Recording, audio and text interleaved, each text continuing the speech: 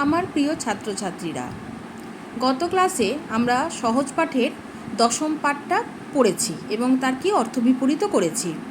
আজকে আমরা দশম পাঠের গল্পটারই কিছু প্রশ্ন উত্তর নিয়ে আলোচনা করব।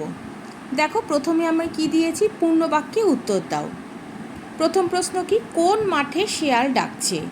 কোন মাঠে শেয়াল ডাকছে? তোমরা উত্তরে কি লিখবে? যেহেতু পূর্ণ বাক্যে, উল্লাপাড়ার মাঠে শেয়াল ডাকছে। উল্লাপাড়ার মাঠে শেয়াল ডাকছে। অশ্বত্থ গাছ থেকে কিসের ডাক শোনা যাচ্ছে? পরের প্রশ্ন কি, অশ্বত্থ গাছ থেকে কিসের ডাক শোনা যাচ্ছে? অশ্বত্থ গাছ থেকে প্যাঁচার ডাক শোনা যাচ্ছে।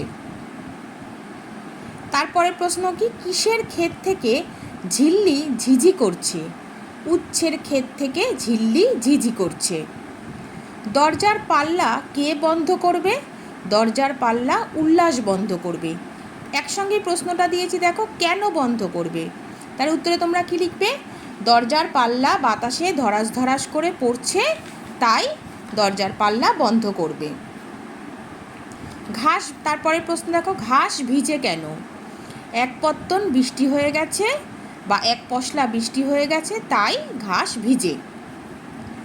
তারপরে প্রশ্ন দেখো, কাদের আসবার সময় হলো? রেভারেন্ড এন্ডারসন ও পণ্ডিত মশাইয়ের আসবার সময় হলো। পরের প্রশ্ন দেখো, বিছানায় কেক চঞ্চল হয়ে উঠল, বিছানায় খুকি চঞ্চল হয়ে উঠল। তারপরের প্রশ্ন দেখো, বাঞ্ছা লেখকের জন্য কি আনবে?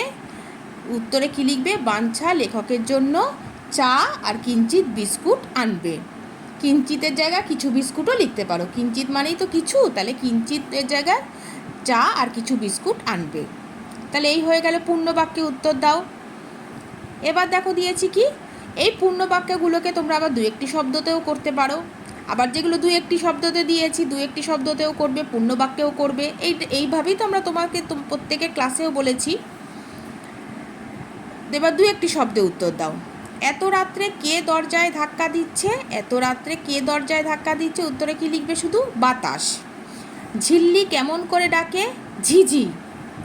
খুকুর কাছে কে থাকবে? রক্ষামণি। কে বারান্দা পরিষ্কার করে দেবে? মন্টু। তারপরে কি দিয়েছে দেখো, কাদের বাড়ির ঘড়িতে 6টার ঘন্টা বাজলো? কুণ্ডুদের। বিড়াল কোথায় ডাকছে? রান্নাঘরে। কার অন্ধকারে ভয় করছে? উল্লাসের। তাহলে প্রত্যেকটা প্রশ্নও বলে দিলাম এবং তার উত্তরগুলো নিয়েও আলোচনা করে দিলাম। এই প্রশ্নগুলো তোমরা কি করবে? এই প্রশ্নগুলো তোমরা খাতায় লিখে উত্তর সমেত লিখে নেবে এবং কি করবে? মুখস্থ করে নেবে। তাহলে ক্লাস এই অবধিই থাক।